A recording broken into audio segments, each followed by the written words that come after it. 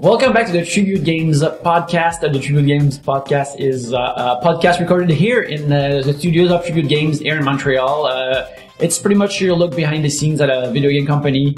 This is pretty much what we talk about when we're at work, talking about how the games are being made and stuff like that. Talking to you right now is Yannick Belzil. I'm the social media manager at Tribute Games, and I am also the writer. I'm Dom Tudi. I'm a game designer. Justin, animator, game designer. Jean-François, I'm the programmer. And one of the co-founders. Yes. Unfortunately. Yes.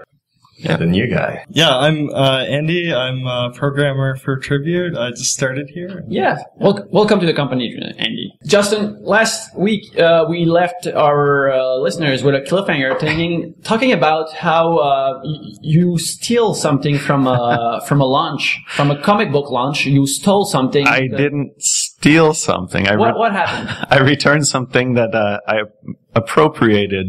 We were at the Gotham Academy launch party. Yes, it was one of our usual co-hosts, Carl Kerschel. Usually, he launched the first issue of his comic, Gotham Academy, a couple of weeks ago, and he can't be here today because he's finishing up issue 2, so he's real busy right now.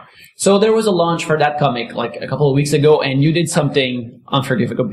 Well, yeah, we were all pretty soused. Yes. And they had an issue of Batgirl #1. Number 35 of a new Batgirl comic. See, it just goes to show how much I knew or even was aware of what was going on. So they had this lying around with a bunch of other comics, and I was just leafing through it. And then for whatever reason, I just had it on my person. I went to go take a piss.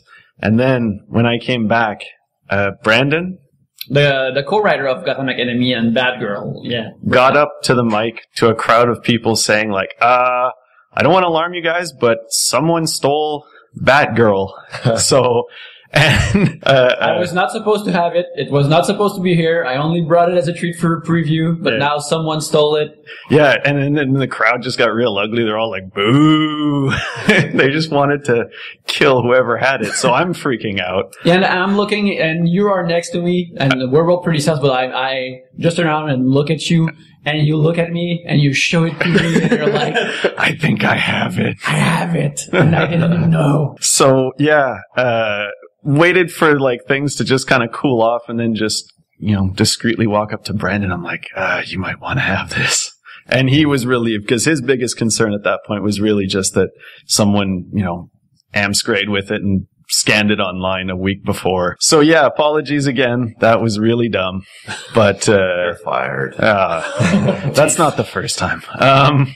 But yeah, that was fun though. That was a fun party. Yeah, for sure. We should have one as well for whatever next game we launch, which should be your game. Indeed. Yes.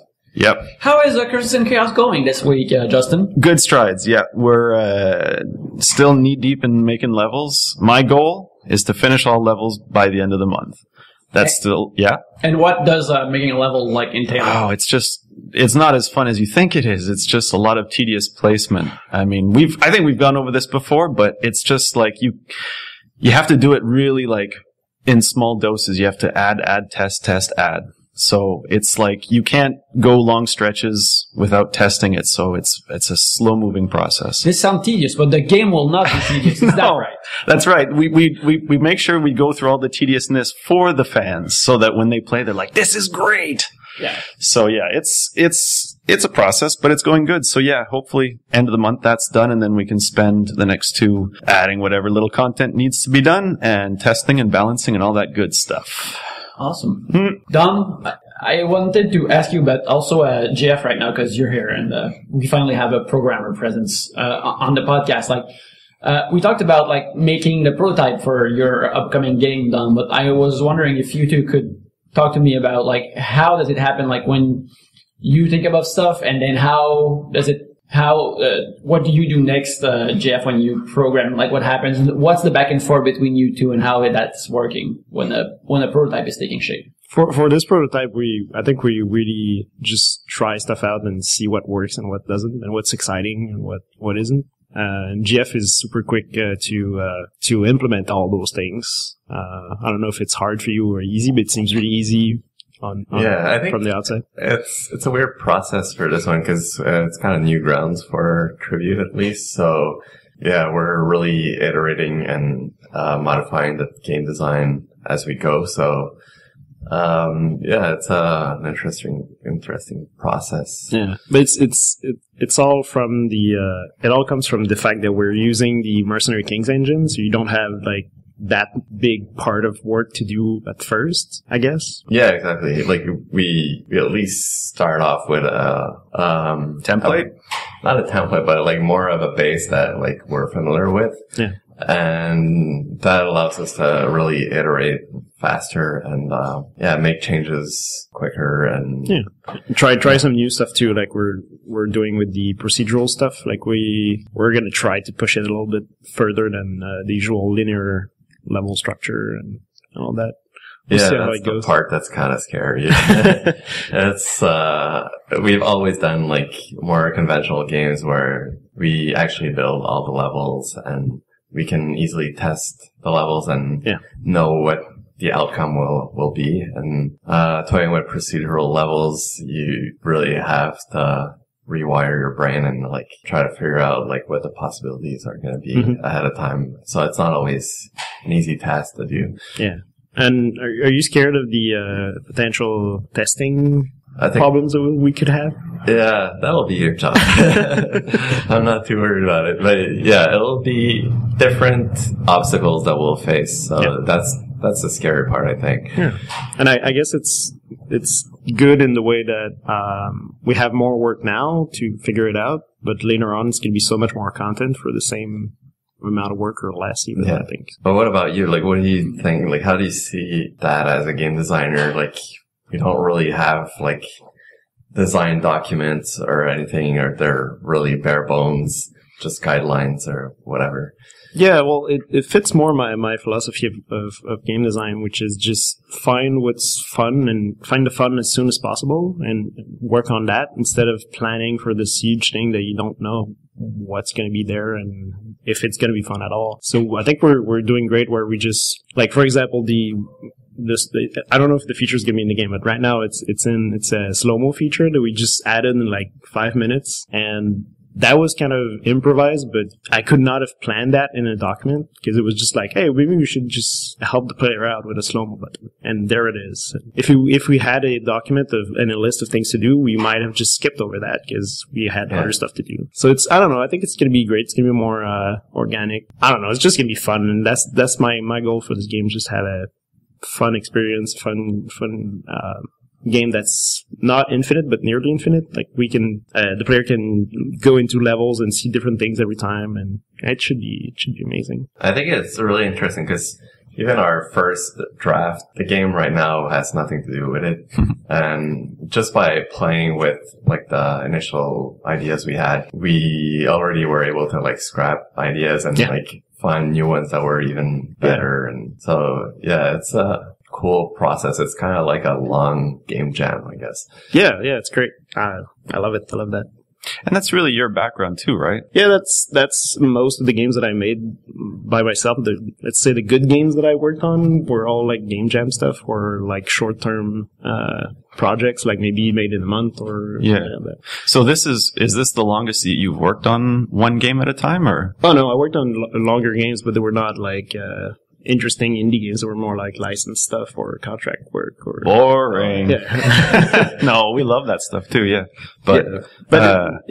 I think this one is going to be long, but it's going to be worth it because you guys can help us, can help me create like a ton of cool content. Like Steph right now is started doing sketches and all that, and I can already see like how you and Yannick and Steph are going to contribute a lot of interesting ideas to this project, which we usually don't have time to do in a game jam because I'm usually the only artist and designer with two programmers. Yeah, and that's going to be like one of the coolest parts in the development too, is because like you say, we're reusing a lot of assets and you can really see the potential still. But when you have like the in-game stuff, the actual content, it's going to be like, wow, okay, I can really see where this is now. Because like even the other day, you did a mock-up And from the beginning of the day to the end, there was like nothing at the start. And by the end, there was this whole fleshed out screenshot. And it was like, oh, wow. Like you can really, it's really amazing still, like how even just like a fake screenshot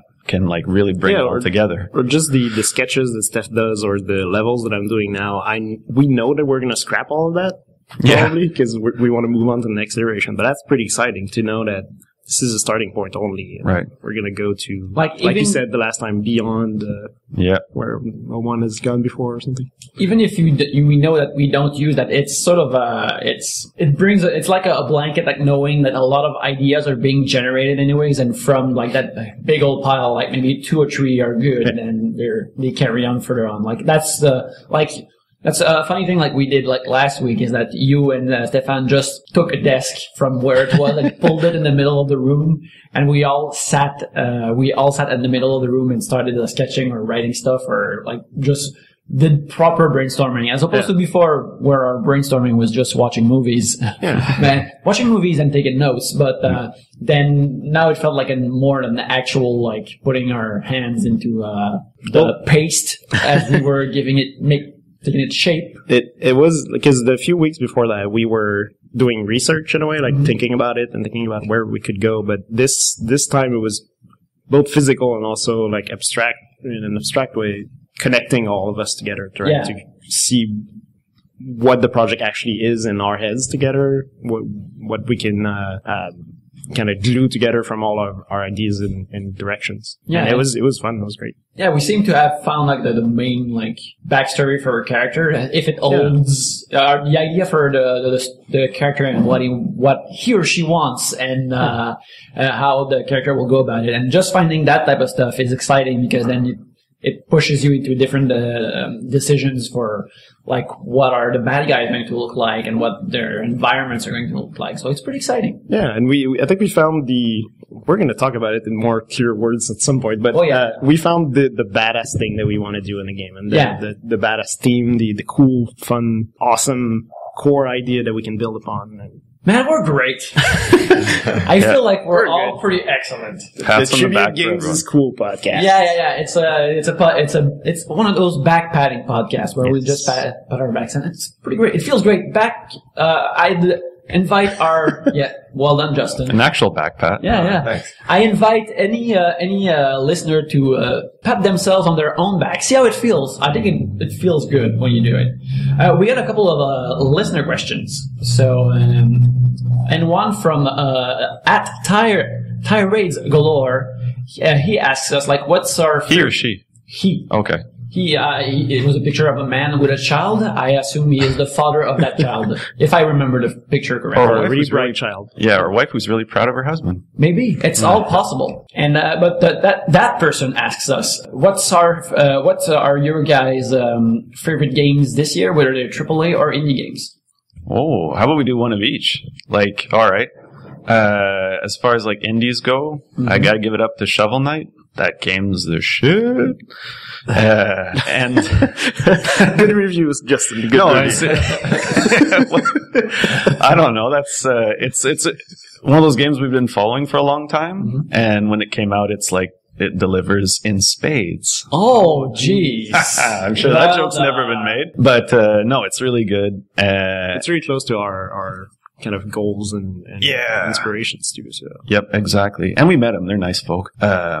And also, I guess then from the other side, like playing Smash, like that's a big AAA that had been in development for a long time. That's fun. Too. The Brothers Smash? The Brothers Smash, yes. Okay. Smash of Brothers. And, so I don't know, like those I'd say are like the kind of bookends Indian AAA that I've been playing this year. What about you, GF? I think I'll cheat a little bit with Guacamelee. Like they released the Deluxe Edition recently, so I think it still fits for this year.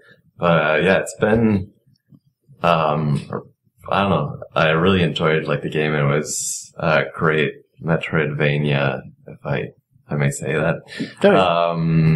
And the mechanics were like super tight and super funny game. I like how the new mechanics that you unlock are both traversal and combat abilities at the same exactly. time. It's great. It like kind of simplifies the formula, but It's super tight, really well done. For AAA, I would say Destiny. It's kind of like the Borderlands that we should have had. It's so much better, and it's super fun to gather new guns, new armors, and yeah, it's a really fun game. I've been playing old games. I'm still stuck on the Spelunky and all that, but I guess for, I don't know, AAA might be Smash these days, but I don't know. I haven't played, I don't have a PS4 yet. I'm stuck on the PS3 and I'm waiting for good games to come out, but there's nothing coming out. So I don't know. Nothing this year.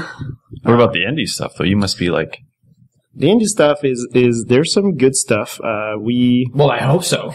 There's some good stuff, but nothing comes to mind right now. what about that virus? Mercenary Kings? Is alright. It's pretty good. What about that virus game you were playing the other day? Virus game? You were playing Dr. Mario? No, it sounded worse. Like you were playing like a virus that you had to mutate, and the goal was to infect the world, but like Guatemala would have been sealed off or something. No, that's an old iOS game. Plague Inc. What's the name again? Plague Inc. Oh, yeah, Plague Incorporated. So that's not a new game. No, that's old, but it's still a lot of fun. But it was released recently, I think, on PC. Yeah, so. it came out on Steam. I guess that's good. Yeah, I don't know, Andy. What do you think? Give me some time to come up with a game and. Yeah, so I don't know. This year is kind of weird for me because for a while I haven't really had a lot of time to like sit down and just like play games, I guess. So for a lot of the time I was playing kind of like older NES, Super Nintendo era games. Would there be like an old NES or Super Nintendo game that you discovered this year that you really hadn't played before? There's a game that I've tried to play a ton of times and basically gave up in like the first 5 minutes or so, and that was Castlevania 3.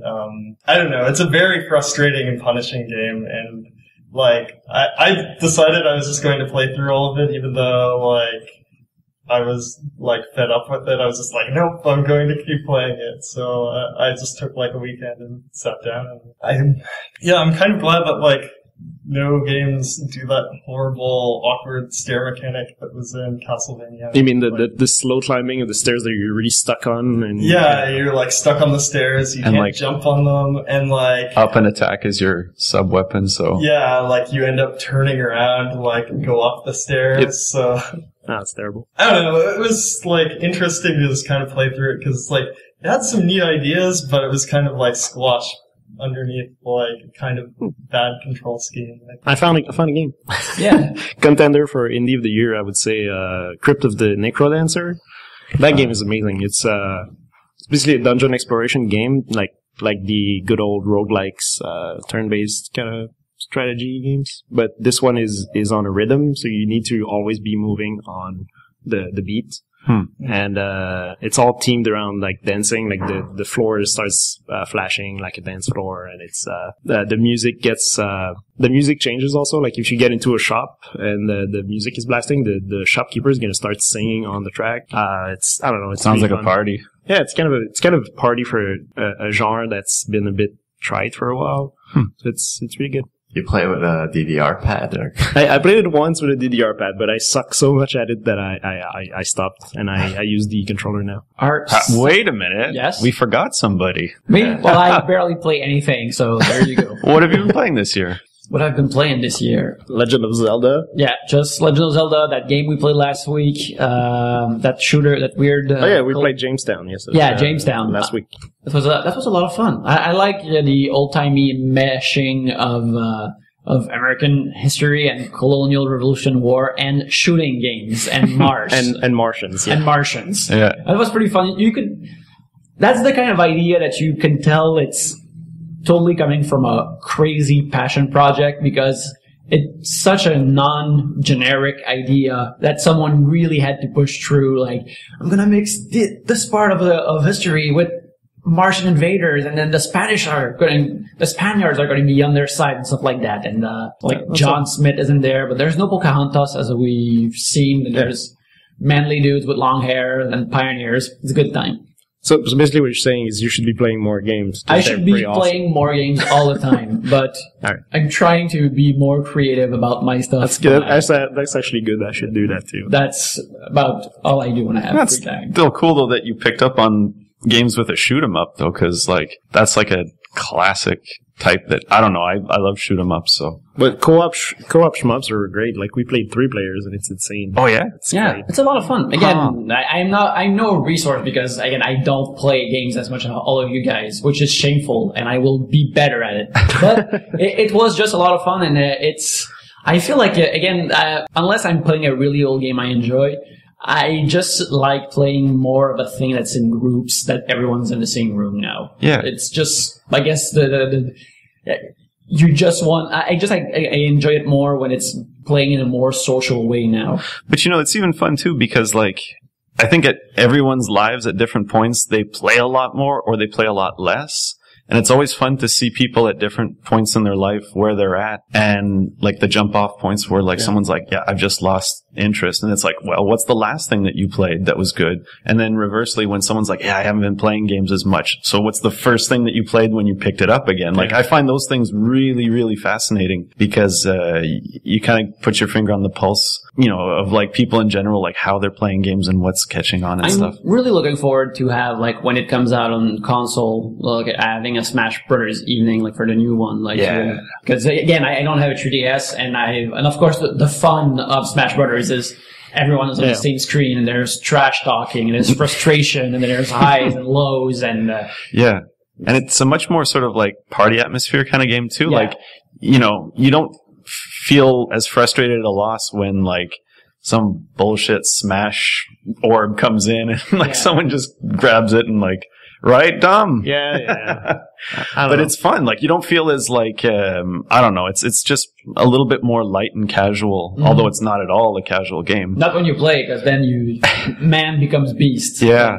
But playing it on the big screen is going to be good because as much as I love it on the 3DS, it's sort of born on the TV, and although I'm sure it plays really well on the DS. I mean, it's such a big canvas of you want the screen to go wide and someone being smashed all the way across the screen. Yeah. So, and it's going to be crossplay too. So I can't wait to see how well that carries over, after a month of playing it on 3DS. Yeah. As a question, we also have from at Hunter Trammell, who's a big fan of 3D games. He asks us like if any of upcoming games will have support for the Steam Workshop. So I think Curses and Chaos is not going to have some, I imagine, and Mercenary Kings has some. Has some for translation. Yeah, it's kind of embarrassing, but we decided to toy with it briefly, just to see how it goes. So yeah, right now it's only for like if you want to have a localized version in Spanish or some other languages, whatever people decide to translate the game into. Unfortunately, it seems like no one really cares about it. So, it really hasn't picked up. So, I think we need to kind of design the game around the feature a little bit so it really works well. Especially like our tools are like they work, they're not bad, but I'm always a bit wary to like distribute them just because we don't really have time to support people with our tools and all that stuff. We might look into that for levels for the game that we're making, but I don't know the cost of it yet. So I think it would be cool to think of something else maybe that's like not necessarily levels. Like sometimes the obvious choice is to do levels, but I don't know, extra content or like weapons or or custom skins and stuff like that. Yeah. Like people have been modifying Spelunky these days with like someone did a Metroid skin for Spelunky, stuff like that. We could maybe open that up to Steamworks, see what happens. Yeah, and it's also hard for like Mercenary Kings, for instance, since it's a multiplayer game. Like it's just so easy for people that like toy around with our levels and then like cheat their way through it or whatever. So like we didn't really have the time or resources to really tinker with it. Like if it's a single player game, I think it'll be less worrisome to actually give out the tools. And cool. Our last question comes from @Melius, who asks us like after a year, like what does the Steam what the Mercenary King fan base on Steam looks like. And if I am to follow from the boards, right now it's after a year it's pretty quiet.